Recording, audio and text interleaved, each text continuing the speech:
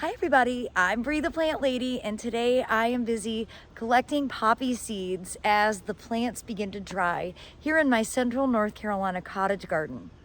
But it's not just me that's out collecting seeds. I have a beautiful population of goldfinches that are all out front nibbling on pods that I haven't harvested yet. So I came around the corner, I've been out collecting poppy seeds, and I saw 6 goldfinches on that Verbena bonariensis. I said in my native plant tour how it's not really native, it's from South America, but that doesn't matter because the yellow finches also love non-native poppies. See, there's one just ran off, flew over to the poppy patch. It literally did fly to a poppy, so you see the yellow right there. It's just nibbling on some poppy seeds. There's so many poppy seeds that it's great because I feel like I can share with the goldfinches.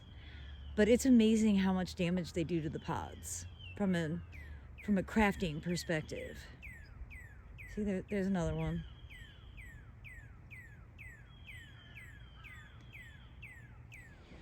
And this is the cool thing about growing poppies and grains and, well, things that birds like to eat. You don't have to gather that for you to harvest. You can just let the birds eat it. That can be the purpose for growing it.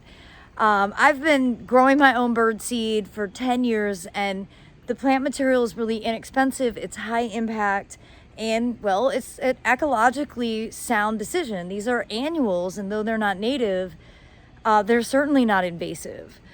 So I want to encourage you guys, if you've not considered planting a cottage garden, to follow along this fall when I get these borders reseeded, and do it from the perspective of feeding birds. There are a lot of plants, specifically poppies and oats, that birds absolutely love, and, well, that's a great justification for trying some new plants in your garden. And I said I've been out gathering poppy seeds, and I have a really good crop. My pods are really beautiful, but I have a few that are really exceptional, and I had to show you guys this one. I do not understand what is going on, but these are sort of medium size. Those ones behind there are more like large, plump, and then you have this monstrosity. It is so cool. Yeah, words can't describe it. I'm really excited to see how many seeds are in it. And for size comparison, my friends yesterday were like, put it up to your face to show how enormous it is. And then, compared to that, it's just, well, it's a really exciting thing. And over here is poppy seed collecting station. These are all the pods I've already collected, and I've been going ahead and getting them rubber banded. And then every day I shake them, I switch their container from one big galvanized tub to another. I collect the seed, and then it goes into Talienti jars where they are labeled, and these get refrigerated. And I'm so excited, y'all. This is number 5. This is number 6. So that's double what I ended up with last year from harvest, and I have so many more poppies to still pluck. So as you can see, this bed is just starting to ripen. I've not harvested much from here. And it looks like the poppies and the oats, both of which are great for feeding birds, are gonna be ripe around the same time. These were primarily planted on December 5th during the winter cottage garden direct seeding class that I held. So this border is probably gonna be the next place that the yellow finches start to attack. Actually, I do see some ripe ones in the back there. Let me just show you what ripe looks like. So you see they're kind of a tan color, and they have the little windows opened, whereas that is green and does not have the openings yet. So you're best to wait until they're like this, but you do have to get them before the birds, because you see how the birds just pluck in. However, I'm going to start not worrying about the birds because I'm going to take my own advice. I have plenty of seeds, and I think it's awesome to have a yard full of yellow finches.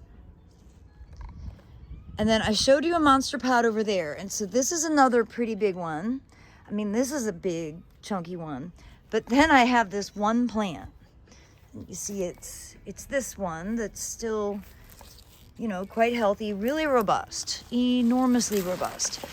So look at these pods, the whole plant. It had 4 flowers and it set 4 enormous pods.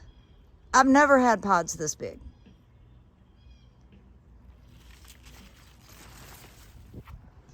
And so I'm just gonna kind of put these in chunks, shake them up. Actually overnight, because these are still pretty green, I'm gonna put these just into a larger container so more of the seeds can fall out, and then I'll collect those tomorrow. And just to give you an idea, this is what I harvested tonight. And that's how much seed I got. It's a lot of seed.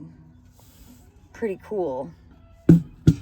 Well, I'm more than halfway in this jar, so I definitely think that I can relax a little and let the yellow finches have some food. Well, I look forward to sharing more updates here from my 2026 direct seeded cottage garden in central North Carolina. And really in the next, probably within a month, this border will be completely transitioned to summer plants, including sesame and okra, cotton, peppers, eggplants. Yeah, a lot of really cool stuff to come. So I have a class on Saturday, June 6th from 10 to 12. And my goal is that we're going to show the principles for cleaning out the cottage garden and getting some summer stuff planted. My aim is to do it in that bed over there at the greenhouse. And then everybody is gonna go home with a grow bag.